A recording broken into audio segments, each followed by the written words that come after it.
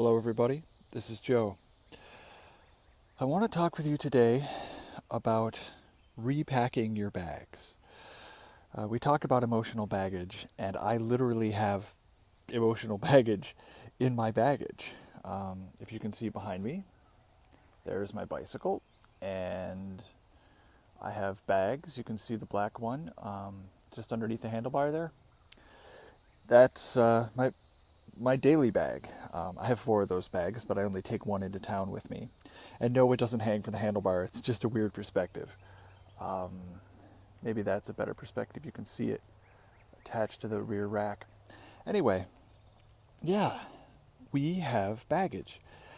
And one of the very, very most important things I've learned from this trip, which is rapidly becoming a lifestyle and not a trip, as I come up upon my year anniversary. Anyway, one of the most important things I've learned from whatever you want to call it, trip, lifestyle, adventure, it's this idea of noticing baggage. We all have emotional baggage, emotional triggers when someone tweaks one of our emotional stuck points in a way that we don't like. Anyway, I've started to notice them, and I've mentioned them in many videos in the last month or two about, I guess I should tell you, it's June right now. I don't always give the date when I'm doing this. I don't like to be too precise about this. I don't like to keep track of things too much, because then, I don't know, I end up putting pressure on things and categorizing and organizing and logicking things until they don't feel right. But it feels okay to tell you that it's June. Suffice to say, noticing baggage is really important. Like I said, we have baggage, and then when somebody tweaks it in the wrong way, we get triggered, and that emotion comes out. Eckhart Tolle calls it the pain body, and that's really the idea, is we have pain that we haven't let go of, that we're holding on to because somehow we mistakenly believe it's going to do us good to hold on to this pain, just in the way that we believe that if we work hard, despite how bad we feel to make money, that then we'll be happy because we have said money. It's the same kind of deal regardless of the subject matter, regardless of the area of our lives that we've wrapped pain around. Maybe it's relationships. If you, like me, have been through some traumatic and dramatic relationships, maybe you don't want to repeat the experience. And so you protect yourself and don't allow people in so that you can feel safe. Now, of course, feeling safe is a good emotion, but not feeling connection with people is much worse. And that's the thing. We trade a small, pleasurable experience, like feeling safe or having money, for a more unpleasant experience, like, not having connection with other people, or, working a job we don't like. So we think it's doing good for us. I think it was Alan Watts, if I remember correctly, who has a video here on YouTube. You should check it out.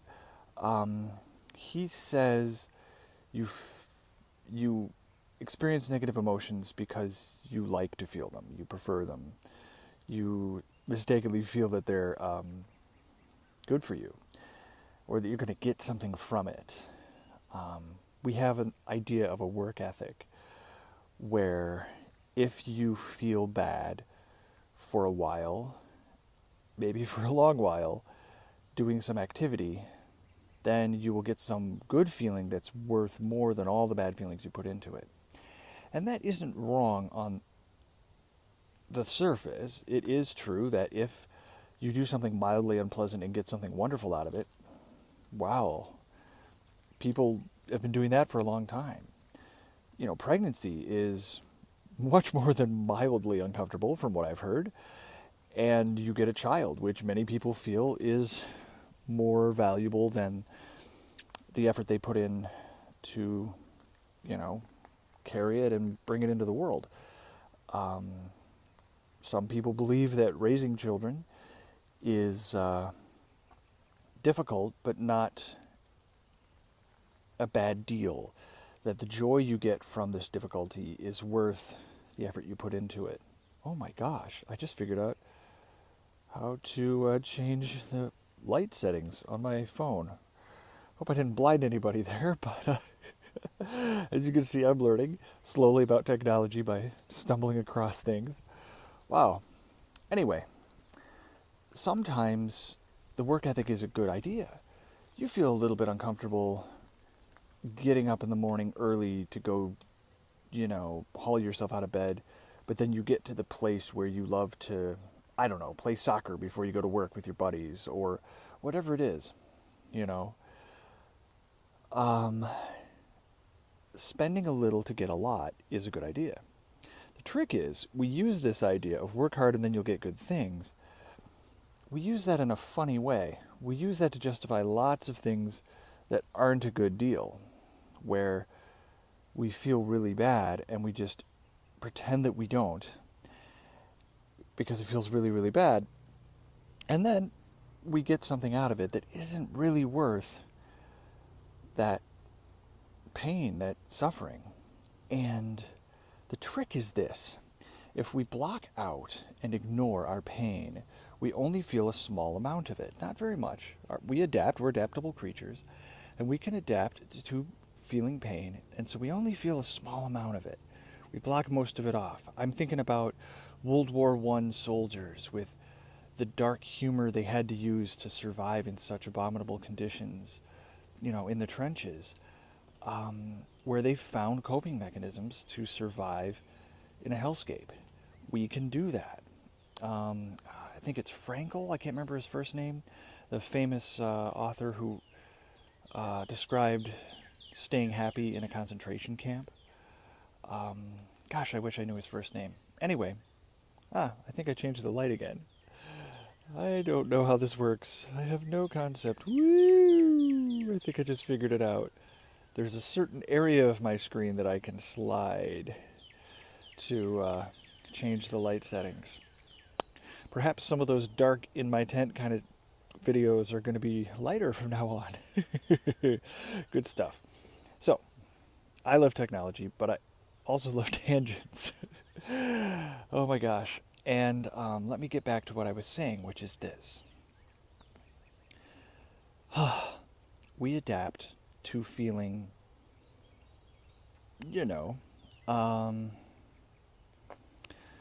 feeling okay, being able to tolerate a bad situation. People get out of these bad situations when they can, but while they're in them, they learn to tolerate them. Everything from bad working conditions to children tolerating family conditions they can't change, or anything that we feel we can't change. I'm not saying that we can't change things, but I am saying that many of us feel trapped, and so we just adapt. And we ignore the large part of our pain, so we only feel a small amount of it. And then we get a benefit, right? That benefit is better, it's worth more, it feels better than the small amount of pain that we're feeling, so we figure we're getting a good deal. This is how we get tricked, because we're not experiencing the full price of the pain. We're not experiencing the full price of everything that we've repressed, pushed down. We use that image of pushing things down, pushing things into the subconscious. We see the subconscious. Okay, everybody, here I am. The phone died, but I plugged it in and it came right back up to like 20-some%. So if anybody knows about phones, I don't know if that's normal. I thought perhaps the battery had died, but for it to come back to such a degree, maybe it just crashed. I don't know. Anyway, I was talking about adapting, and I think the gentleman I mentioned who describes the concentration camp thing, I think it's Viktor Frankl. I think he wrote some book about happiness based on his experiences of staying happy in his own mind, which, of course, we can control what's in our minds, though not in the world. At least we're convinced that we can't change things in the world. I'm not convinced that we don't create our realities. It's an interesting idea, and we may very well be creating the realities around us. At the very least, I don't want to say that we don't, because I think we might. Even if someone were to prove scientifically that we don't create the world around us like a simulation, that idea is still very, very valuable because it teaches us, even if the idea itself is false, if it's a placebo, it teaches us to relax, take responsibility for our lives, and to accept everything that happens as good and as something that's going to help us. It's an idea that reduces suffering and teaches wisdom, so even if it's not true, I don't care. I'm not trying to say that it's true, but I don't care whether or not it's true. I just find it a useful idea.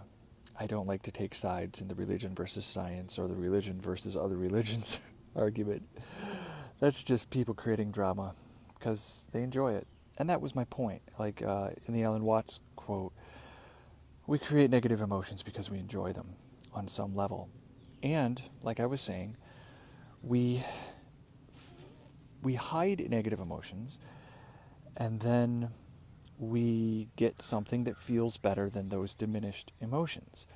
But then when we feel the real thing, or if it comes out in our health or relationships or some other way, that pain that we've not accepted, and I have plenty of it, I surely do, pain that is hard to let out as sadness, so it comes out as other emotions that are much more dangerous, other behaviors that are much more limiting.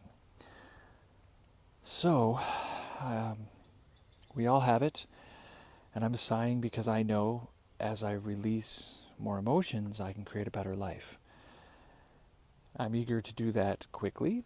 At the same point, I'm afraid to do it. I live at this balance point between releasing emotion and having the courage to do that, and just wanting to enjoy the moment and not confront the past. So, we all walk that line. When we have to, we confront difficult emotions. When we can avoid them and still feel good, we do, That's the trick of negative emotions, is if we can pretend they're not there, then the small benefit that we might get from them, well, that feels like a large benefit, right? I thought I had a creature crawling on my arm, but I don't. That's one of the things about living in the woods, is you do have creatures crawling on you who want to eat you often. And now whenever I feel a tickle or an itch, I always wonder, is it a creature? Is it an insect? Or is it just a tickle? Is it the wind? Or my body just being weird? It's interesting to have that increased sensation perception, that I've learned that I have a benefit to being more aware of, physical sensations, because I can get rid of creatures that want to eat me. So, I really feel that, how do I say this? I'm fidgeting a bit. Picking away at my bicycle handlebars, actually. There's a little worn spot on my handlebars that I'm picking at, making it more worn. Why do we do that? It's got to be another one of those tricks. We feel like we're making progress. We feel like we're accomplishing something. It's like picking at a scab, and then it bleeds, and you got to wait for it to form another scab, and you have to make sure not to pick that one before the wound goes away. It's the same thing. I'm picking at my handlebars because it's starting to unravel, like a sweater or a sock that's starting to unravel. But if you pick at it, you're only going to make it unravel faster. Like I said, it's these basic types of wisdom, these basic lessons that are really helping me on my trip, on my journey, on my adventure, whatever I want to call it. I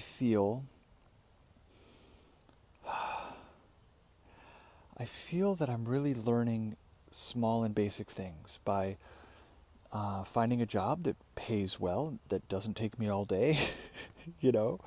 Having a small amount of highly paid work is a blessing. That allows me time to Not be in a hurry, not be in a rush. Jump out of bed, go through your cleaning ritual, pound some stimulants, run to work, work all day, come home, take care of any relationship obligations you have, and then pass out and do it over again. Working for the weekend. I don't think that's a way to live. And the reason is not just that it's stressful and all that, and that we pound ourselves full of all these stimulants and stress just so that we can cope with it, slowly building up this repressed anxiety and stress that comes out in our health and kills us. Comes out as cancer, comes out as heart disease, that kind of thing. I think we all know by now that stress makes our body less able to fight diseases. Our body is trying to kill off all the cancer cells in our body. It's a natural thing. We have mutations that don't serve us. We have, cancerous cells that show up, and our bodies just get rid of them. It's natural. And when we're under a ton of stress, our body is less able to fight cancer. I'm not saying stress causes cancer, and I'm certainly not saying that everybody who has cancer is too stressed, but many people find that it's a contributing factor. And surely to a lot of other diseases. When we're under stress, we're worried that we're going to be under a physical attack. We're worried that we have to fight or freeze or flee. That's our human physiology. Okay. And when we're constantly under a feeling of threat, when we constantly feel that we have to work as hard as we possibly can and feel bad while we do it just to get the money we need to survive, and of course we spend a lot of that money on mitigating the effects of the stress, so we don't really need it to survive. But, that's how it is. That's how it is for so many of us. And we just try to adapt to that and feel as good as we can in that environment. And to be honest, some people thrive in that environment. They feel really good when their fight or flight is activated. Or somehow surfing a wave, maybe where it isn't. But for a lot of people, it's just unhealthy. And I've taken the time to not feel rushed, to not feel stressed, to not have an alarm clock, other than sometimes it gets too warm inside my tent, or I need to go to the bathroom or something, Natural alarm clocks, not artificial ones. The benefits of it for me are noticing all of these tiny little things, noticing all of these small but very important stressors, false thinking. I've talked, like I said in previous videos, about negative habits of thought, putting in judgments where they don't belong, that kind of thing, if they belong at all. It's given me the opportunity to observe my own mind and my own emotions. Not really like meditation. I'm a little too impatient for meditation. I enjoy living a slow life, however, so I can be mindful to whatever degree I feel like in the moment. Not all 24 hours by any means, but I can be mindful in those moments that arise of my baggage. And I was laughing about the whole baggage pun because I literally found baggage in my baggage. At the beginning of the video, before the break, I showed you my baggage. You can see my battery there. You can see a battery pack sitting on top of my baggage. That's there to keep the phone running because I don't want to pause the video again if I could help it. And I was digging through my bag, as I do, and I realized that I had packed my fear and anxiety into my bag at the same time I had packed it, organized it full of stuff for this lifestyle, for this adventure. I had packed anxiety in there. I just felt anxiety as I was digging through. I was in a hurry. Whenever I'm in a hurry, I can tell there's something wrong. I was in a hurry to get past the negative thing. That's one of the ways, of course, that we try to not feel negatives fully and that we don't see the full price of what we're doing, the full price of our behaviors. If we skip past them quickly, if we flip past them like a channel on TV showing a program we don't want to watch, we censor that feeling. But there's something in there we can get rid of, and then we can feel good about our bag. Digging down into that bag, I was feeling some kind of negative about the different things I had packed in there, and I was thinking, oh my gosh, I don't need to feel negative about this. I can feel positive about this. I can put love into each one of my bags that I have packed, small bags, within the large bag, and I can feel good about what's in each one of them. The thing is I had attached some stress, probably fear of the unknown, not knowing what I would need on my trip, not knowing what to get rid of and what to take with me on this journey. For some reason, there was a negative in that bag, and I had put some emotional baggage down there.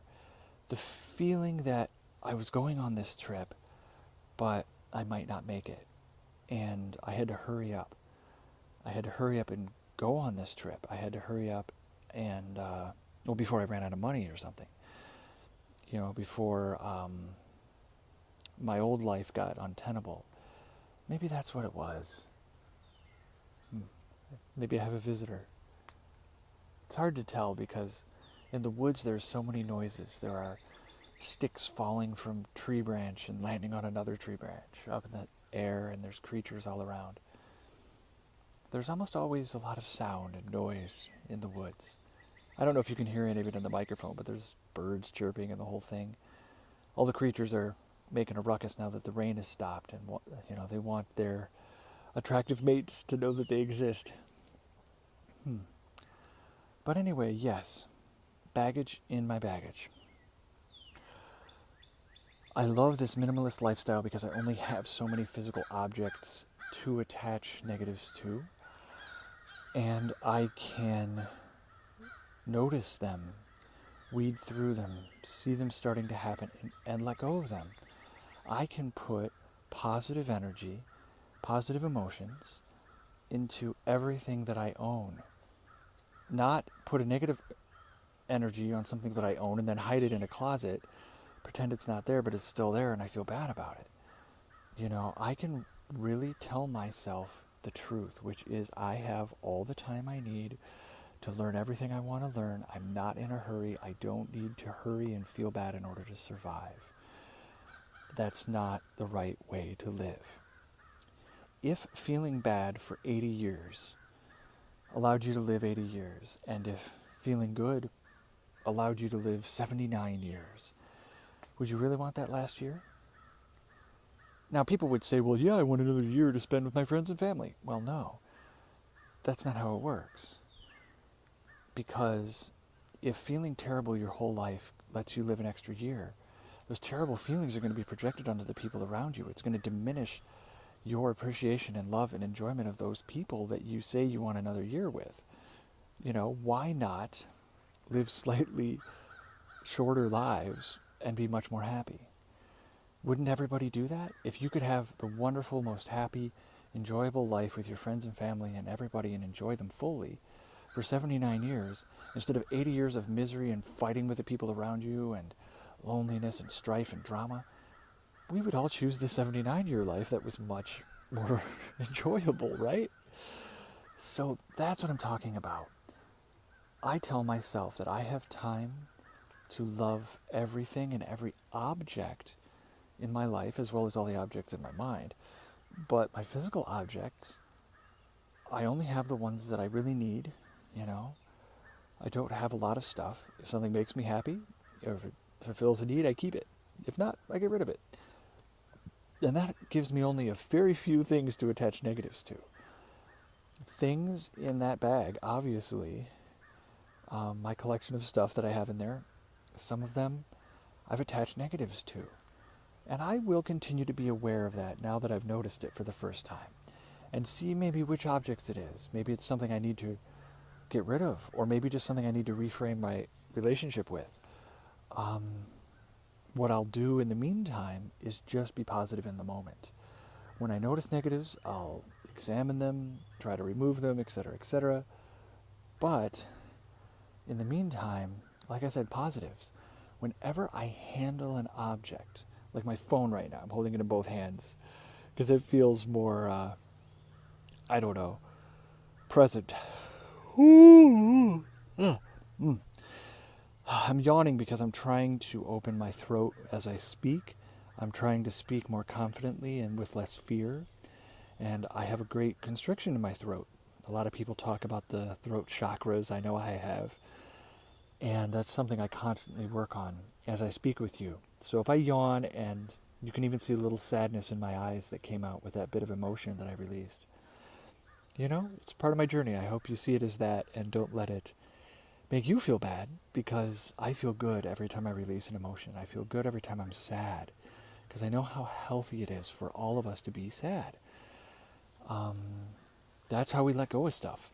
Unfortunately, we often use more intense ways, like anger, to release emotion. That doesn't do us or anyone else any good.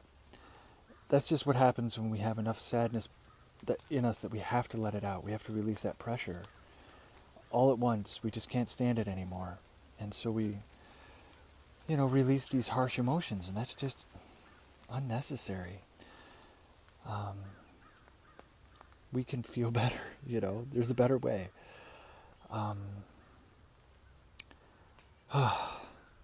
So, to try to wrap this up, and I know I've tangented some, but it was about a really nice emotional release, and about sharing the journey I'm on to release my habit of constriction of my voice. As a person who likes to sing and who likes to express myself, who likes to talk a lot, that's really important. I need to talk from a more calming and confident place, and not from the other place. Maybe you can hear my voice changing right now. I've identified with a higher frequency voice, and it's really difficult to talk from this voice. But this is closer, maybe one step closer, to my real voice, to who I really am. A deeper and softer voice. Not a sharp, shrill voice that wants to get attention in a survival situation.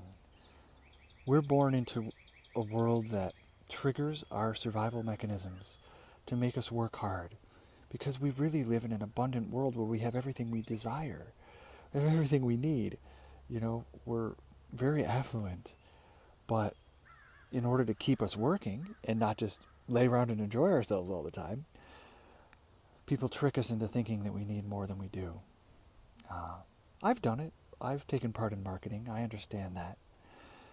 And as I continue my marketing and freelancing journey, I find myself moving towards jobs and tasks and projects that involve educating people and helping people, more so than just selling things to them.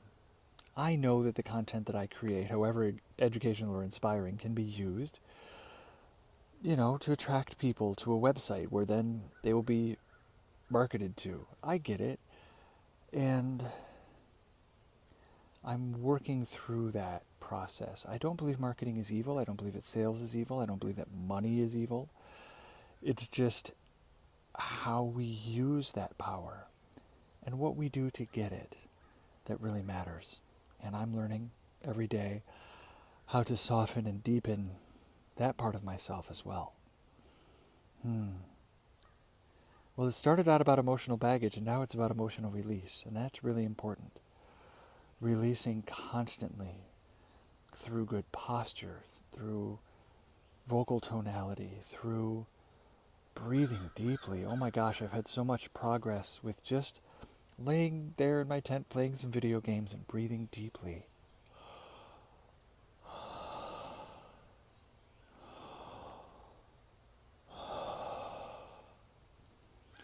I smoked cigarettes for a while, but my lungs are definitely healing. Not just my lungs, but my habits of breathing shallowly. And I want all of you to take time for a deep breath while we're speaking, to take time and pause in your conversations and interactions with each other. Trust that people will listen to you even if you don't talk really fast. My mother and I have spoken about this. We both have this habit. And we can release it by just taking the time to speak slowly. Breathe deeply. And allow the other person time to speak between each of our sentences or phrases. I'm practicing it now because it's difficult for me. I love to speak and I love to be heard. I'm pretty sure most all of us do. Release the tension in your throat. That comes from shallow breathing. That comes from speaking in the high-pitched warning signal part of your voice. And learn to deepen your voice. Celebrate other people with slow, deep voices. Compliment them on this. Compliment them on their strength.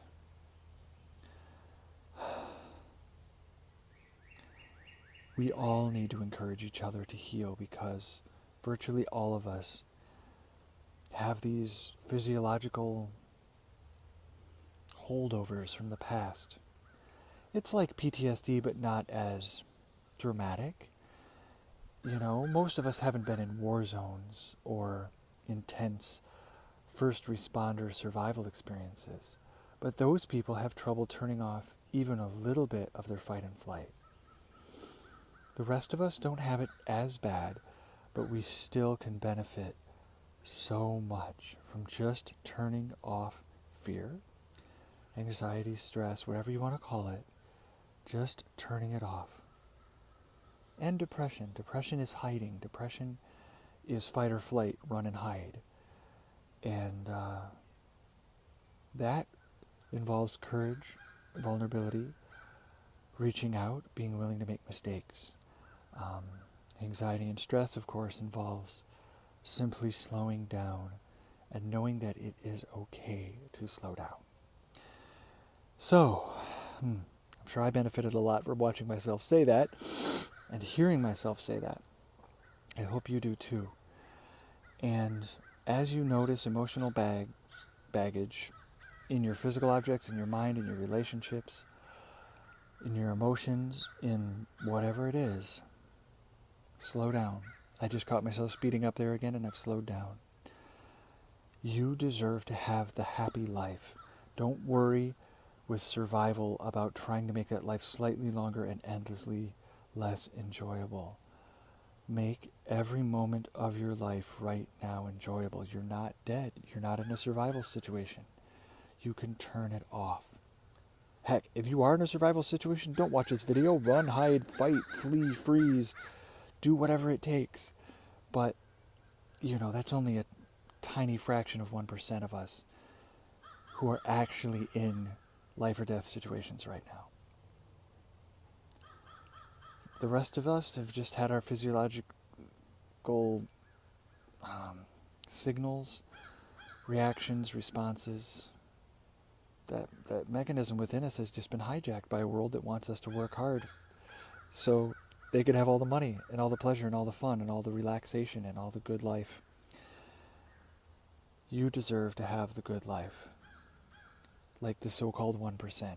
Live that kind of a life. You don't need to be rich to do it. Just relax, sleep in, find work that pleases you, find relationships that suit you, and let go of all your fear. You don't have to be rich in money to feel wonderful.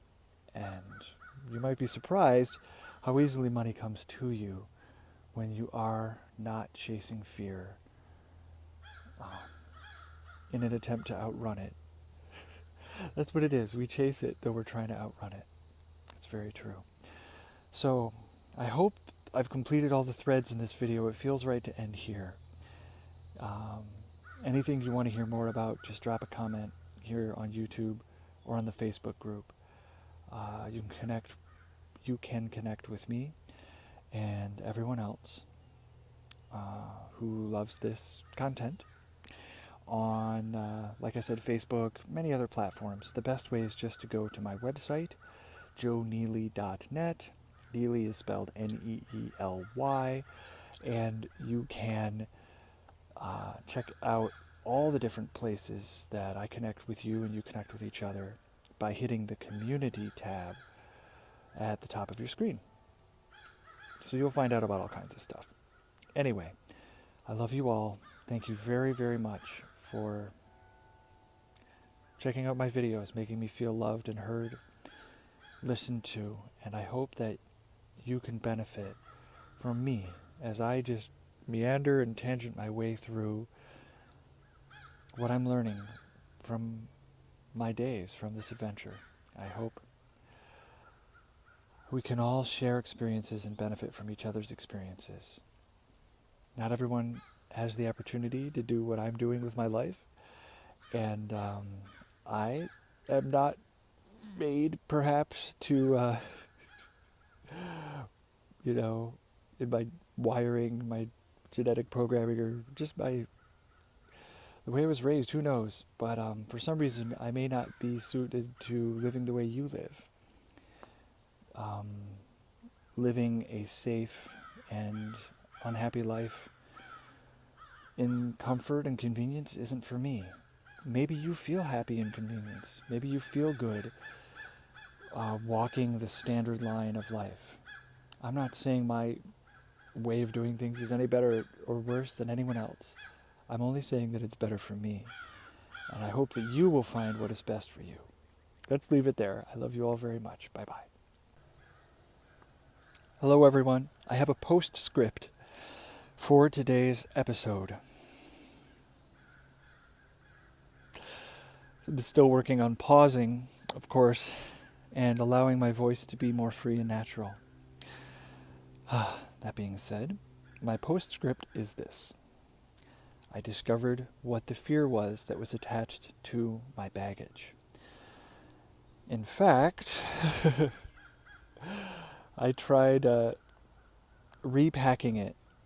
Once I found myself repacking it just as I was getting ready for my day, and then a second time repacking it mindfully, not out of fear. I packed up the bag and then unpacked it and packed it again. And I put each thing in there knowing that I was okay, that I was safe, and that I had enough room for this stuff. That's what it was.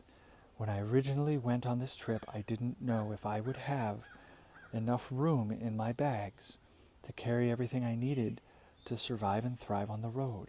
And I brought that anxiety with me throughout 11 months of this journey. And now I can let it go. Every time I put stuff in and out of my bag, I can take the time that I need to do it right, to do it lovingly, to not feel that I have to hurry up on anything, that I have time to do everything right. And of course, when you are a minimalist and you only have so many objects and tasks in your life that you really need to do, then you, have a lot of time to go slower, not to pack in more things into that time, but to do those things slower and enjoy every moment of every task, instead of pushing aside that experience, trying to forget that experience, so we can rush ahead and look forward to the next thing that might make us feel good. We can just feel good all the time. It's really that easy. So, I'm really glad that I figured it out. It's about time and it's about space. In all of my life, I feel that I have to hurry up. Maybe it's to impress people. I certainly have smart kid syndrome. Maybe it's just to, like I said, the fear of not having this journey work out. And it is working out. It is working out incredibly well, logistically and financially. And, I have room on my bicycle to keep everything I need. All this focus on lowering my voices. Really releasing a lot of emotion. And I'm learning new habits of opening up I'm coughing because I'm opening up nasal canals that have been blocked for most of my life. Some people feel this so extremely that they have constant infections in their sinuses. Oh my gosh. Maybe I do. Maybe I have a light one. I don't feel sick very often, but I can certainly benefit from opening up, literally opening up, as we emotionally open up. Talking about my fears, talking about unpacking, saying the truth here to you really affects me emotionally, and I'm glad it does. So, I'm going to go out and live my journey and release, become more vulnerable, feel more safe, be more courageous, reach out to people. Knowing that I have room in all of my bags for all of my stuff. Everything I need to be happy, I can fit in my bicycle bags and take it wherever I go. I can actually make this work. I have for almost a year. And it still seems like a surprise. It still seems like, wow, I couldn't believe this actually worked. I needed it to work, and I figured it out, and I made it work. And you can make stuff work in your life. And even a year into an adventure, you'll still find that there's more to release, more to let go, more to learn. Just as I have. Wow. It's been a powerful, emotional video in many stages. And I should say, as a post-script, that I'm grateful to the young women who dress up like Disney princesses and go to children's hospitals and help the kids who are sick, or the kids who, have cancer or don't maybe have a great chance of living that long. Or maybe just kids who are in the hospital for a while and feel sad. These women from some college, I can't remember what it is, but they all have a club where they meet once a week and they train how to stay in character and how to deal with sick kids. And then they go and dress up like, I don't know, Frozen or whatever movie is popular. They dress up like those characters and work with the kids.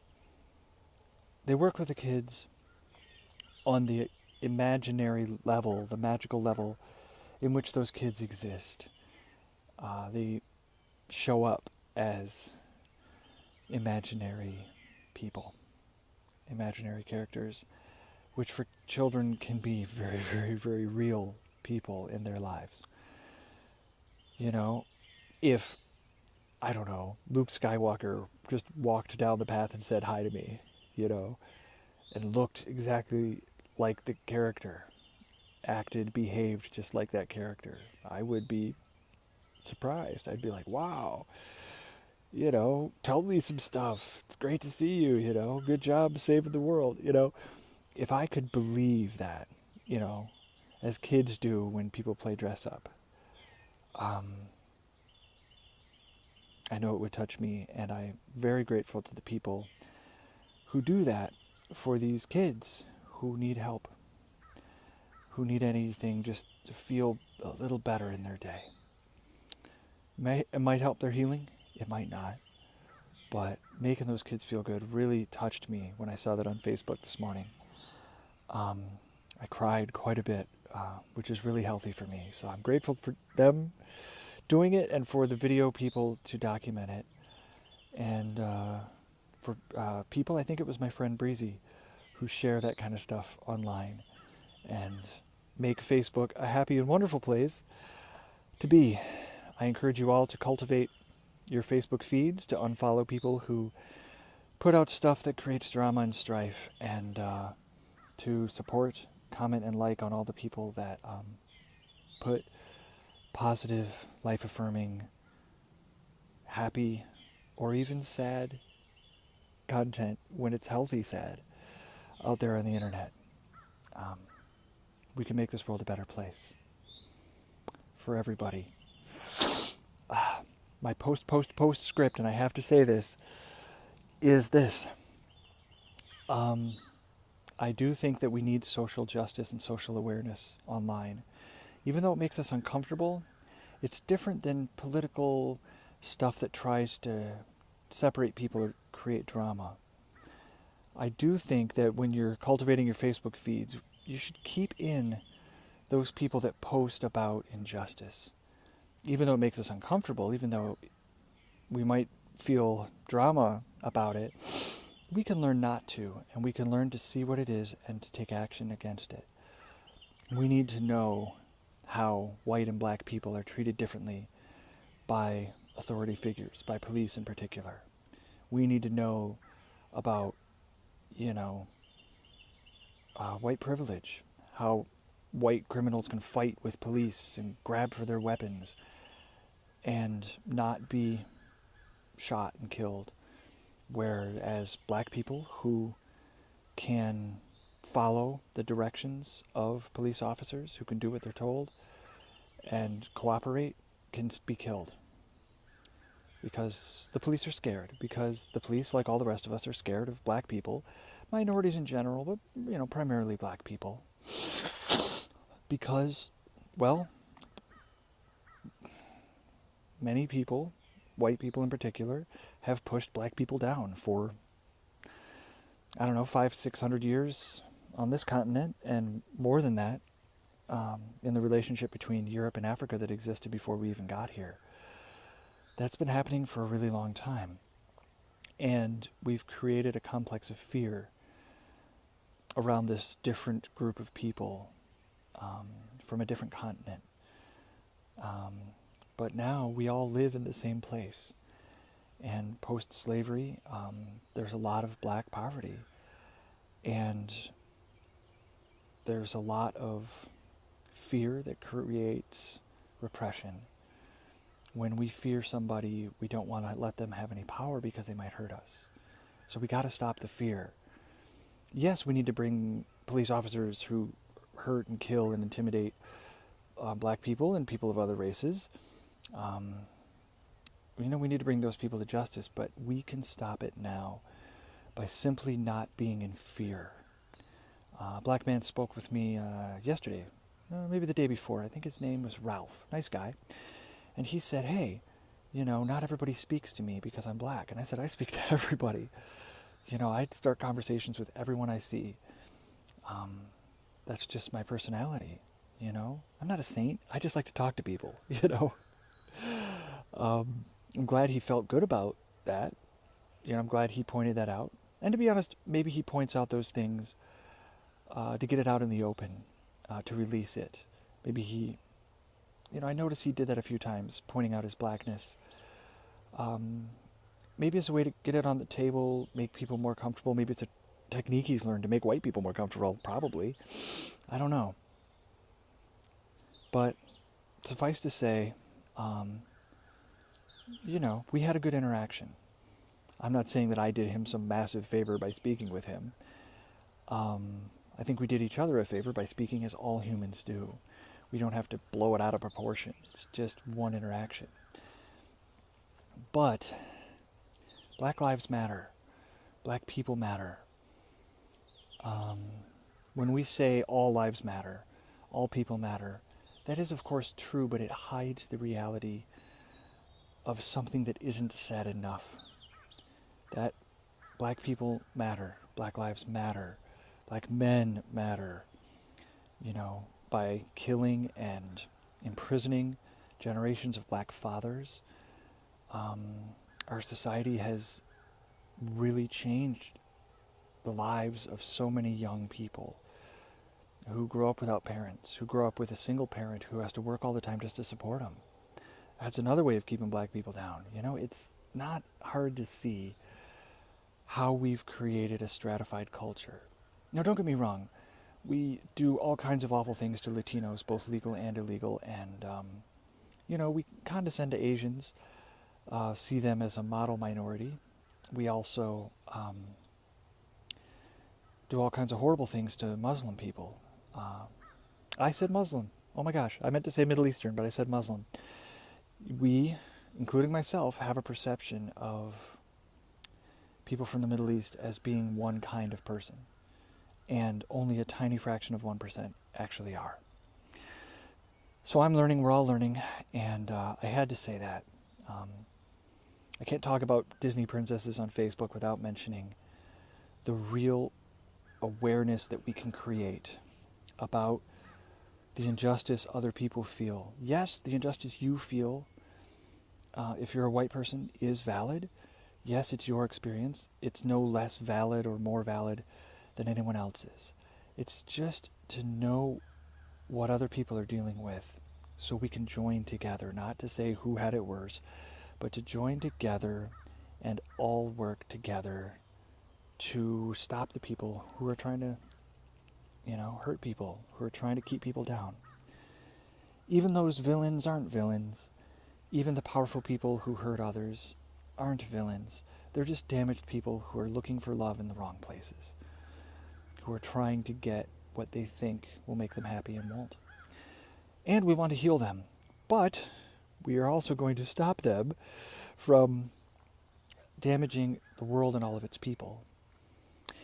And then, when they're, not in a place of power where they can hurt people, and we've put people in power who can help people, who enjoy helping people, then we can get these other folks, the damaged ones, out into the woods, or give them a hug, or have them play with puppies or something,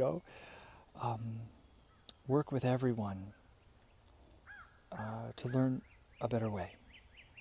No judgment for anyone, from the president to the prisoners. No judgment, only offering healing and being willing to accept it when they teach us lessons we need to learn. So, this is a long video, but I really, really had to get that out about the injustice that's happening in our world. We need to acknowledge it without feeling good or bad about it. No judgment, just acknowledge that it's happening and take what actions we individuals can take in every day, in our interactions with whoever we bump up against, to have kindness, because it spreads. I love you all very much. Bye-bye.